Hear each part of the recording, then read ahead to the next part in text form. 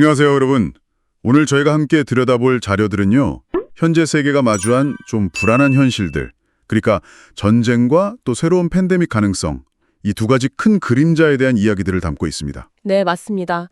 우크라이나 또 가자 지구에서의 전쟁이 계속되고 있고 동시에 다음 팬데믹에 대한 경고 목소리도 끊이지 않죠. 네, 자료들을 보면 정말 빌 게이츠나 유발 하라리 같은 유명 인사들의 경고부터 시작해서 세계보건기구 WHO가 말하는 질병 X 같은 개념까지 나오고 있고요.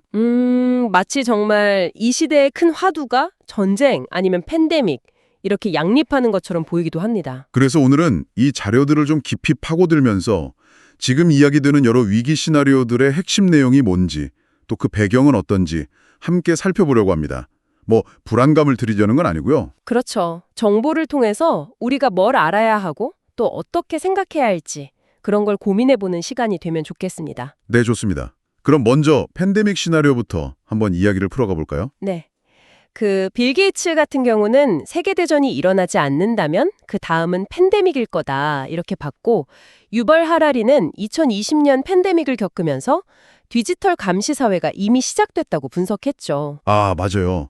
특히 그 자료 중에 인체 내부까지 감시하는 기술, 그러니까 생체 신호를 읽어서 생각까지 파악하는 기술이 2030년쯤 가능해질 수 있다는 예측은 와, 정말 좀 섬뜩하게 들리더라고요. 네, 그 기술 발전 속도를 생각하면 아주 허황된 이야기만은 아닐 수도 있다는 점에서 우려가 되는 거죠.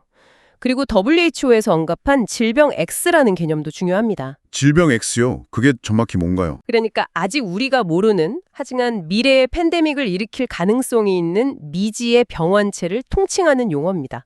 일종의 가상적 같은 거죠. 아, 미리 대비하자는 차원에서 설정한 거군요. 네, 그런 셈이죠.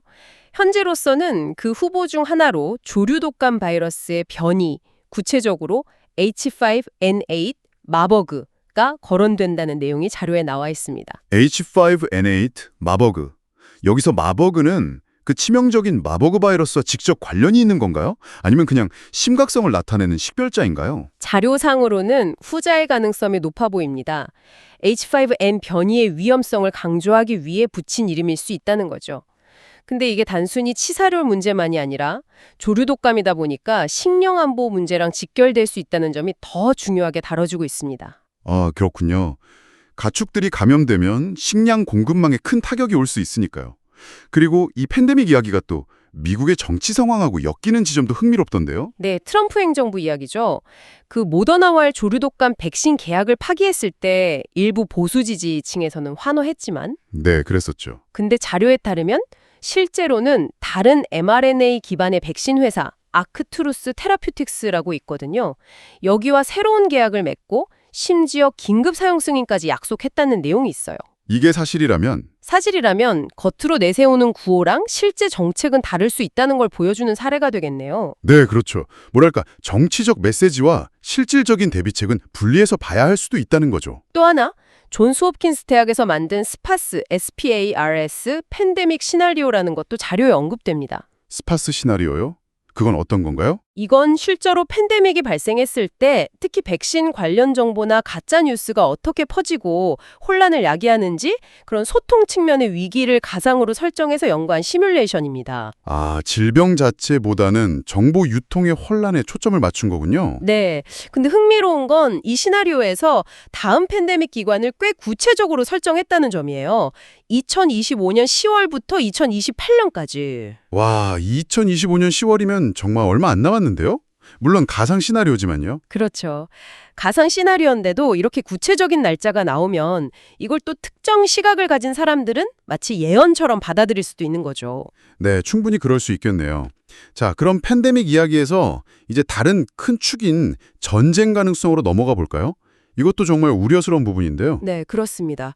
우크라이나 전쟁, 중동 분쟁이 이미 진행 중이고 이게 이란이나 동아시아 같은 다른 지역으로 번질 수 있다는 경고도 계속 나오고 있고요. 특히 자료를 보면 일부 서유럽 국가들은 아예 국민들한테 러시아와의 전면전 가능성까지 대비하라고 메시지를 보내고 있다면서요. 네, 그런 분석이 있습니다. 러시아와 중국의 관계가 어떻게 될지 또 북한이라는 변수까지 생각하면 동시다발적으로 여러 지역에서 확전될 가능성도 무시할 수는 없는 상황인 거죠. 여기서 정말 중요한 게 미국의 역할, 미국의 태도 변화일 텐데요. 맞습니다. 특히 현재 트럼프 행정부의 미국 우선주의 기조가 핵심 변수죠.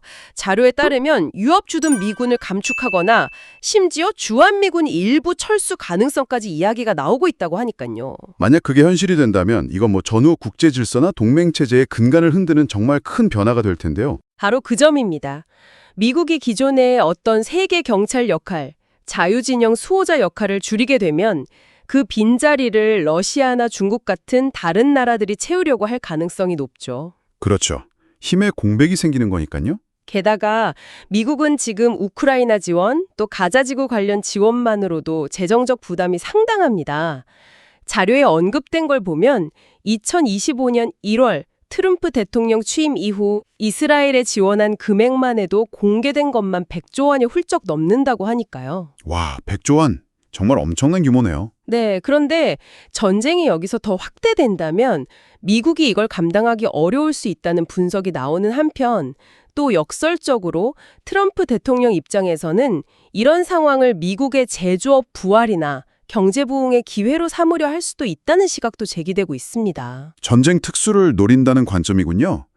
참 복잡합니다. 이런 불안하고 혼란스러운 상황 속에서 소위 말하는 음모론적인 해석이나 종교적인 예언 같은 것들도 많이 나오는 것 같아요. 네, 그렇죠. 특히 이스라엘의 제3성전 건축 문제 같은 경우가 대표적입니다. 제3성전이요?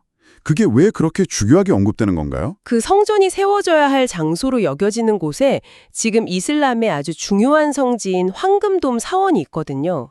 이게 핵심적인 갈등 지점입니다. 아, 그러니까 유대교 성지와 이슬람 성지가 같은 장소를 두고 충돌하는 상황인 거네요. 맞습니다. 만약 이스라엘이 국제적인 반대에도 불구하고 성전 재건을 강행한다면 이건 전 세계 18억 무슬림과의 정면 충돌로 이어질 수밖에 없는 거죠. 정말 상상만 해도 끔찍한데요. 그래서 일부에서는 성경 에스겔서 등에 나오는 곡과 마곡의 전쟁 예언을 여기에 대입하기도 합니다. 러시아나 중국, 이슬람 세력이 연합해서 이스라엘을 공격하고 결국 이스라엘이 기적적으로 승리한 뒤에 성전이 재건될 거라는 식의 시나리오죠. 그런 종교적 해석이 실제 국제정세 분석과 섞이면서 더 큰 파급력을 갖게 되는 것 같네요. 네, 그리고 자료 중에는 이런 주장도 있어요. 만약 정말 큰 전쟁이나 사건이 벌어졌을 때 이걸 예언의 실현이라는 식으로 포장하면 사람들의 저항이나 반발을 좀 무력화시킬 수 있다는 분석이죠. 아, 그럴 수도 있겠네요. 어차피 예언된 일이다 이런 식으로 받아들이게 만든다는 거군요. 참, 여러 가지 생각이 드네요. 네.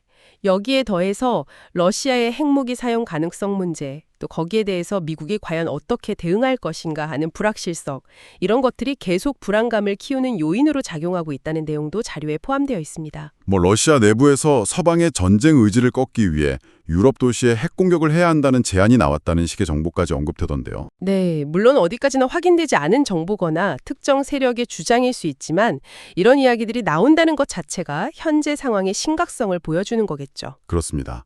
오늘 저희가 살펴본 자료들은 정말 세계대전 가능성부터 팬데믹 위협, 또 지정학적 변화, 기술 발전에 따른 감시사회 우려, 그리고 종교적 해석까지 너무나 복잡하게 얽혀있는 현대사회 위기 요소들을 다 보여주는 것 같습니다. 네, 정말 어디까지가 현실적인 분석이고 어디부터가 좀 과장된 예측이나 상상력의 영역인지 구분하기가 쉽지 않은 그야말로 정보의 홍수 속에 우리가 살고 있는 것 같아요. 맞아요. 그래서 더더욱 중요한 게 네, 바로 여러분 스스로가 비편적인 시각으로 정보를 바라보고 또 분별력을 유지하는 거라고 생각합니다. 어떤 특정 시나리오나 주장에 너무 쉽게 빠져들기보다는 다양한 관점을 좀 비교해보고 이 정보가 어디서 나왔는지 어떤 맥락에서 이야기되는 건지 따져보는 노력이 정말 필요한 시점인 것 같습니다. 네, 정말 중요한 말씀입니다. 오늘 저희가 함께 나눈 이 이야기들이 여러분 각자가 지금의 복잡한 세상을 이해하고 자신만의 시각을 넓히는 데 조금이나마 도움이 되었기를 바랍니다. 네, 그랬으면 좋겠습니다.